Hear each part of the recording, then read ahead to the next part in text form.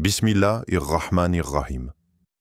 Louange à Allah, Seigneur des mondes, celui qui possède les clés du visible et de l'invisible. Que la paix et les bénédictions soient yéregoin sur le prophète Muhammad, paix soit sur lui, le guide parfait, le miroir lumineux de la sagesse divine. Ô toi qui entends ces mots, arrête-toi un instant. Oui, toi. Ne pense pas que c'est un hasard si tu es ici, en ce moment précis. Ton âme a été guidée ici pour une raison, car au cœur des 10 jours bénis de Dhul Hijjah, Allah ouvre des portes que nous ne voyons pas. Et parmi les trésors qu'il place entre les mains des croyants, il y a un dhikr oublié, un rappel puissant, capable de changer des vies, d'adoucir les cœurs les plus durs et d'apporter une lumière insoupçonnée. Sauras-tu tendre la main vers ce cadeau divin? Écoute bien. Récite-le 33 fois chaque matin pendant ces 10 jours. Et regarde comment Allah, le Très-Haut, transformera ton intérieur, comment il renouvellera tes forces, comment il t'éveillera à des bénédictions que tu n'osais plus espérer. L'histoire de l'homme qui avait tout perdu, Abderrahman, regardait le ciel, mais il ne voyait rien. Ni les étoiles, ni la lune n'étaient capables de percer l'obscurité qu'il portait en lui. Autrefois, il avait tout. Une petite entreprise florissante, des amis nombreux, une famille qui le respectait. Mais les années avaient été cruelles. Une dette non remboursée, un associé qui trahit, un scandale qui fit fuir les proches, puis le silence. Plus personne pour l'appeler, plus personne pour l'écouter.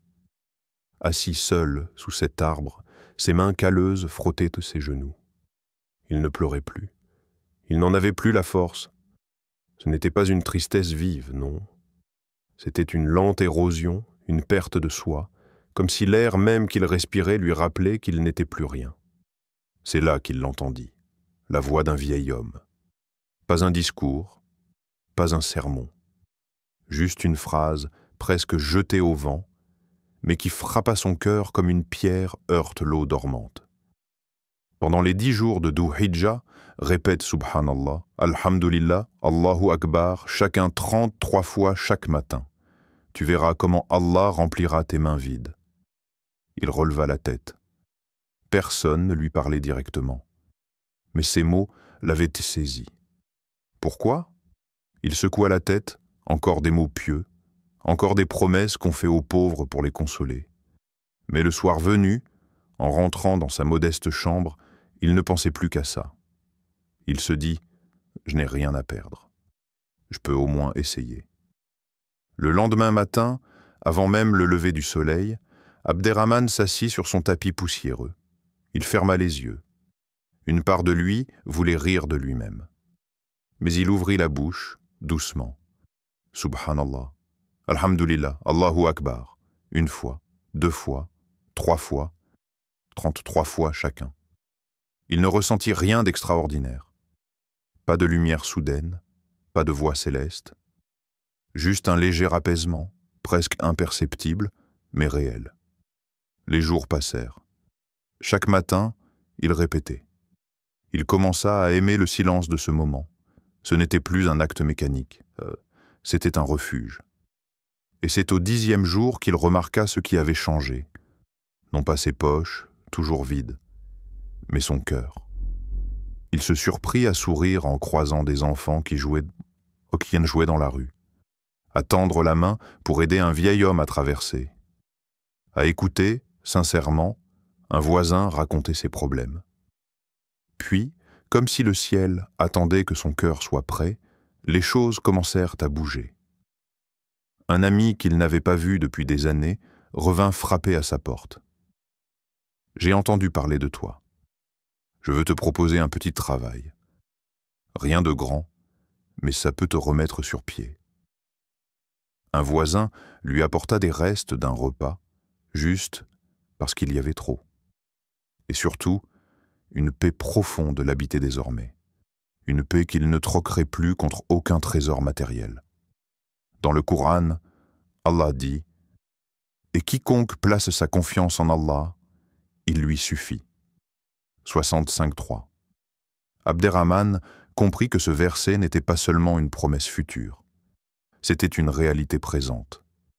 Toi qui écoutes cette histoire, quand as-tu vraiment remis tes inquiétudes à Allah, pas seulement avec les mots, mais avec le cœur, pas seulement en demandant, mais en lâchant prise? Es-tu prêt, comme Abderrahman, à déposer tes fardeaux aux pieds du Tout-Puissant, à répéter ces mots sacrés non pas pour obtenir, mais pour te souvenir? Car le dhikr, ce n'est pas une formule magique, ce n'est pas un bouton pour obtenir ce que tu veux, c'est un fil sacré, tendu entre toi et ton Créateur. Un fil que tu peux saisir, même lorsque tout s'effondre, même lorsque tout semble perdu. Imagine-toi, assis là dans le calme du matin. Tes lèvres murmurent « Subhanallah », gloire à Allah, au-delà de tout ce que je peux comprendre. Alhamdulillah. Louange à Allah pour chaque souffle, chaque battement de cœur, chaque instant. Allahu Akbar. Allah est plus grand que mes peurs, plus grand que mes manques, plus grand que mon passé. Que ressens-tu? Peux-tu entendre ton âme respirer de nouveau? Et si, comme Abderrahman, tu décidais de le faire chaque matin pendant ces 10 jours bénis, non pour voir un miracle matériel immédiat, mais pour redevenir vivant intérieurement? Alors je te pose cette question, sincèrement, es-tu prêt à essayer? Ou vas-tu laisser passer ces jours sacrés en espérant que le changement vienne de l'extérieur, sans nourrir ton cœur? Souviens-toi, Allah n'attend pas de toi que tu sois parfait. Il attend que tu reviennes à lui. Et parfois, ce retour commence par un simple murmure « Subhanallah »,« Alhamdulillah »,« Allahu Akbar ». La femme dont la santé était brisée, Fatima, allongée sur son tapis, regarde le plafond fissuré. La douleur dans ses articulations est devenue une compagne silencieuse. Chaque matin, au moment de poser les pieds au sol, elle doit prendre une longue inspiration, retenir ses larmes et se dire « Avance », même si tu ne marches qu'avec le cœur. Avant, elle priait debout, fière, légère. Maintenant, chaque raka est un combat. Elle prie assise, parfois même allongée, mais son âme, elle, refuse de s'allonger. Son âme reste droite. Un matin, alors que la fatigue la submerge, une amie lui rend visite. Cette amie sait. Elle a vu ses yeux fatigués, son sourire forcé, son silence lourd. Elle prend la main de Fatima et murmure doucement. Il n'y a pas de jour où les bonnes actions sont plus aimées par Allah que durant les 10 jours de Dhu Hijjah. Même si ton corps te limite, ta langue, elle, est libre. Rappelle-toi, Fatima, rappelle Allah. Cette nuit-là, Fatima pleure. Non pas à cause de la douleur physique, mais parce qu'elle réalise combien elle a oublié la douceur du dhikr. Elle se souvient des jours où elle récitait Subhanallah, Alhamdulillah, Allahu Akbar, presque sans y penser, dans l'abondance, dans la santé. Maintenant, chaque mot a du poids. Chaque mot est une victoire. Le lendemain matin, avant même que le soleil ne dore les murs de sa chambre, Fatima ferme les yeux. Subhanallah. Elle murmure. Alhamdulillah. Un léger frisson traverse sa colonne douloureuse. Allahu Akbar. Ses paupières tremblent. Elle répète doucement, lentement. Chaque mot comme on caresse une blessure, non pour la faire disparaître, mais pour l'aimer malgré tout. Et là, quelque chose se passe. Non, ses os ne se redressent pas. Non, sa fatigue ne s'envole pas, mais son cœur, ce cœur qui battait lourdement sous le poids des plaintes, commence à battre différemment. Plus léger, plus lumineux, plus présent. Le Coran dit, certes, dans le rappel d'Allah, les cœurs trouvent la quiétude. 13h28. Fatima découvre que la quiétude n'est pas l'absence de douleur. La quiétude, c'est pouvoir exister pleinement dans la douleur sans que l'âme ne se brise. C'est pouvoir dire « Ya Rab, même si tu ne retires pas cette épreuve, je t'aime quand même. Même si mes genoux ne se plient plus, mon cœur, lui, se prosterne encore. » Toi qui écoutes cette histoire, pose-toi une question difficile, une question que nous fuyons tous. Cherches-tu la guérison de ton corps plus que la guérison de ton cœur? Et si Allah voulait t'offrir une paix intérieure bien plus précieuse que la santé physique, serais-tu prêt à l'accepter? Ou es-tu tellement concentré sur ce qui te manque extérieurement que tu ne vois pas les trésors déjà déposés en toi? Fatima aurait pu sombrer dans l'amertume. Elle aurait pu dire « À quoi bon? À quoi sert ma foi si Allah ne me guérit pas ?» Mais elle a choisi un autre chemin, celui de la gratitude même dans l'incomplet. Elle a découvert qu'il existe un type de guérison qui n'est pas visible sur les radios, qui ne se mesure pas en force musculaire, mais qui illumine le visage, adoucit la voix et transforme l'âme. Imagine-toi un instant à la place de Fatima. Les douleurs qui te fatiguent, physiques, émotionnelles, mentales. Les prières que tu fais et qui, semble-t-il, restent sans réponse. Es-tu prêt, là maintenant, à dire « Alhamdulillah » non pas parce que tout est parfait, mais parce qu'Allah est toujours là? Es-tu prêt à réciter « Subhanallah » non pas parce que tu comprends pourquoi, mais parce que tu sais que lui sait? Es-tu prêt à répéter « Allahu Akbar » non pas pour forcer un miracle, mais pour reconnaître qu'il est plus grand que tout ce que tu peux comprendre? Ces 10 jours de Dhu Hijjah sont une porte ouverte. Une porte pour dire « Ya Allah, je dépose mes fardeaux, pas pour que tu les enlèves nécessairement, mais pour que tu les portes avec moi. » Une porte pour dire « Même si je reste faible, je choisis d'être forte dans ma foi. » Une porte pour répéter, chaque matin, « Subhanallah, Alhamdulillah, Allahu Akbar » et sentir, lentement mais sûrement, une lumière grandir dans ton âme, comme elle a grandi dans celle de Fatima. Le jeune homme qui doutait de la miséricorde divine, Youssef fixait le plafond de sa chambre, immobile. Ses livres de cours étaient ouverts, ses notes éparpillées, mais son esprit était ailleurs. Depuis combien de temps priait-il pour ce stage, cette opportunité, ce succès qu'il espérait tant? Des semaines, des mois, peut-être des années? Et pourtant, rien. Silence. Dans sa poitrine, un vide se creusait. Pourquoi Allah ne m'écoute-t-il pas? Pourquoi me laisse-t-il dans cette anxiété malgré tous mes efforts? Autour de lui, les autres semblaient avancer. Ses camarades postaient des photos de leurs réussites, de leurs voyages, de leurs vies épanouies. Lui, il priait, il jeûnait, il se retenait des péchés. Et pourtant, il ne ressentait que le poids lourd de l'attente, l'impatience, l'incompréhension. Est-ce que je fais quelque chose de mal? Est-ce qu'Allah m'a oublié? Un soir, seul face à son écran, il tomba par hasard sur un rappel des 10 jours de Dhu Hijjah. Une phrase l'arrêta net. Répète « Subhanallah, Alhamdulillah, Allahu Akbar » 33 fois chaque matin. Pas pour qu'il te donne ce que tu veux, mais pour que tu te souviennes de qui il est. Youssef se figea. Ces mots résonnèrent dans son cœur, plus fort qu'il ne l'aurait imaginé. Jusqu'ici, il priait pour obtenir. Il récitait pour espérer un résultat. Mais s'était-il déjà simplement rappelé qui était Allah, indépendamment de ses demandes? Le lendemain matin, avant même d'ouvrir ses livres, il s'assit au bord de son lit. Il respira profondément. Il ferma les yeux.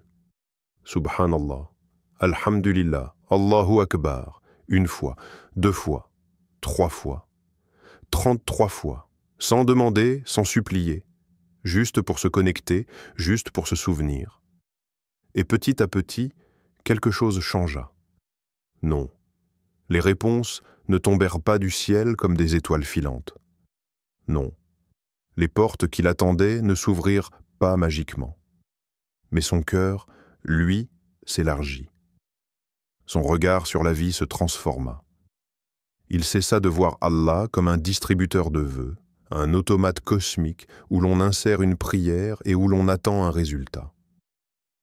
Il commença à le voir comme le maître de toute sagesse, celui qui voit au-delà des apparences, celui qui sait ce qu'il ne sait pas. Youssef réalisa qu'il était en train de grandir spirituellement, que son impatience, ses frustrations, ses attentes non comblées faisaient partie du chemin. Le Coran le rappelle magnifiquement. Peut-être que vous détestez une chose alors qu'elle est un bien pour vous. De 216. Et si Allah, en retardant ses réponses, était justement en train de préparer son cœur?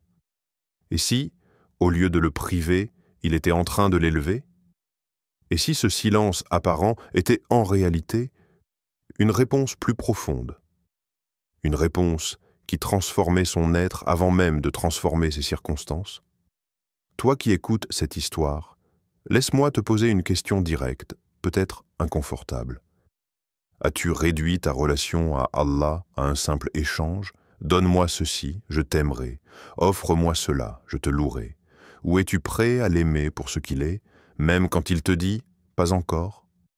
Le véritable amour, la véritable soumission, ce n'est pas d'aimer seulement quand tout va bien. C'est de le glorifier même quand il retarde les réponses, même quand il ferme des portes, même quand il te laisse attendre pour que tu apprennes à te reposer uniquement sur lui.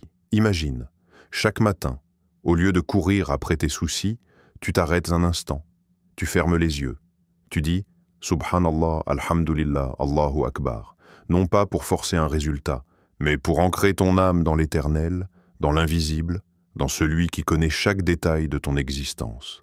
Le problème de Youssef, ce n'était pas qu'il avait trop demandé. C'est qu'il avait oublié pourquoi il demandait. Il avait oublié que chaque demande est avant tout un acte de connexion, pas de transaction. Et toi? Où en es-tu dans cette relation? Es-tu prêt à te souvenir? Es-tu prêt à dire, sincèrement, « Ya Allah, même si tu retardes, même si tu retires, même si tu caches, je reste avec toi. Je te glorifie, je t'aime, je te sers. » Ces 10 jours de Dhul Hijjah sont une chance unique, une fenêtre pour revenir à l'essentiel, pas pour obtenir, pour être, pour exister devant Allah nu, vulnérable, mais confiant. Alors je te pose cette question et je te laisse y répondre dans ton cœur. Que veux-tu vraiment? Une réponse immédiate ou une transformation profonde? Un résultat ou une relation? L'appel direct d'Allah à ton âme. Toi. Oui, toi. Ne détourne pas les yeux. Ne passe pas à autre chose. Ce moment n'est pas ordinaire. Ce n'est pas une vidéo comme les autres. Ce n'est pas un simple rappel, un contenu que tu peux consommer à la légère. C'est Allah qui, à cet instant précis, t'envoie un signe. Pas à ton voisin, pas à ton frère, pas à ton ami, à toi. Il te murmure doucement à l'oreille, à travers tout ce que tu entends, « Reviens à moi ». Tu penses peut-être, « Moi? Pourquoi moi? Je suis loin, je suis perdu, j'ai trop fauté. » Mais comprends bien, c'est justement parce que tu es loin que cet appel te parvient. Les 10 jours de Dhul Hijjah sont là, et ce sont un cadeau, un pont jeté entre toi et le très miséricordieux, une fenêtre dans le temps, une ouverture sacrée pour que tu poses les armes, que tu déposes tes masques et que tu reviennes. Réveille-toi demain matin. Oui, toi qui écoutes, décide-le maintenant. Lave ton visage. Sens l'eau froide glisser sur ta peau fatiguée. Place-toi face à la Qibla. Sens ton corps s'aligner, non seulement physiquement, mais intérieurement. Et commence à dire « Subhanallah, Alhamdulillah, Allahu Akbar » 33 fois. Pas pour accomplir un rituel mécanique, mais pour laisser ces mots t'inonder, te laver, gratter les poussières accumulées sur les parois de ton cœur. Ne crois pas que ton cœur est trop sale. Ne crois pas qu'il est trop endurci.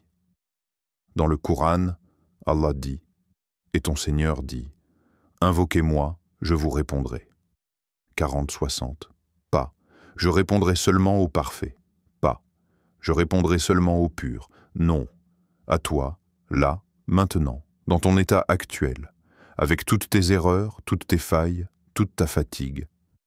Arrête-toi un instant. Pose ton téléphone. Éteins les notifications. Regarde en toi-même. Depuis combien de temps n'as-tu pas ressenti ce lien direct avec Allah? Depuis combien de temps te caches-tu derrière des excuses, derrière des distractions, derrière ce « je ferai demain » qui ne vient jamais? Ces 10 jours sont là pour te dire « réveille-toi ». Ils sont là pour que tu déposes ce poids sur tes épaules. Pas besoin de grands gestes, pas besoin de te sentir digne. Juste, commence. Imagine ce moment. Les premiers rayons du matin. Toi, seul, face au Créateur des cieux et de la terre. Ta langue bouge doucement. Subhanallah, gloire à toi, Ya Allah. Alhamdulillah, louange à toi, Ya Allah. Allahu Akbar. Tu es plus grand que tout ce qui me trouble, et dans cet espace sacré, tu laisses Allah parler à ton âme. Pas avec des voix tonitruantes, pas avec des miracles visibles, mais avec une paix douce, un apaisement qui s'installe lentement et qui te dit « Je ne t'ai jamais abandonné ». Toi qui écoutes, je te pose cette question. Es-tu prêt à poser ton téléphone, à éteindre les distractions et à te reconnecter à Allah pendant ces jours sacrés? Ou laisseras-tu passer cette chance unique, cette main tendue du très miséricordieux? Parce que oui, c'est bien une main tendue. Allah n'a pas besoin de toi. C'est toi qui as besoin de lui. Et pourtant, dans sa générosité infinie, il te cherche, il te rappelle, il t'invite. Alors que choisis-tu? Continuer à courir après des choses qui te laissent le vide? Ou saisir ce fil invisible, ce fil lumineux qui relie ton cœur directement au trône d'Allah? Ces 10 jours passent de vite. Ils ne reviendront pas avant un an. Et qui te garantit que tu seras là pour les prochains? Qui te garantit que tu auras encore cette chance, cette opportunité, cette clarté d'esprit? Subhanallah, Alhamdulillah, Allahu Akbar. Ces mots sont simples, mais ils sont puissants. Ils sont la clé qui ouvre la porte. Pas la porte des choses matérielles, non. La porte de ton âme, la porte de ton retour, la porte de ton apaisement. Alors, mon frère, ma sœur, écoute bien. Allah te parle aujourd'hui. Ce n'est pas par hasard que tu entends ce message. Réponds-lui. Réponds-lui de tout ton cœur. Et regarde comment, en revenant à lui, tu trouveras ce que tu cherchais depuis si longtemps. Ô mes frères, mes sœurs, je vous le dis de tout mon cœur, ne quittez pas cette vidéo sans agir. Si cette vidéo a touché ton âme, alors abonne-toi à cette chaîne, car chaque rappel, chaque enseignement, chaque vidéo est une goutte d'eau pour ton âme assoiffée. Écris en commentaire « Allah est grand » pour sceller ton intention. Like cette vidéo pour que d'autres puissent entendre ce message. Et surtout, clique sur la vidéo qui vient de s'afficher à l'écran. C'est un message spécialement pour toi, un chemin que ton cœur doit suivre. Que la paix, la lumière et la bénédiction d'Allah soient sur toi. Souviens-toi, ton miracle est déjà en route, mais c'est à toi d'ouvrir la porte.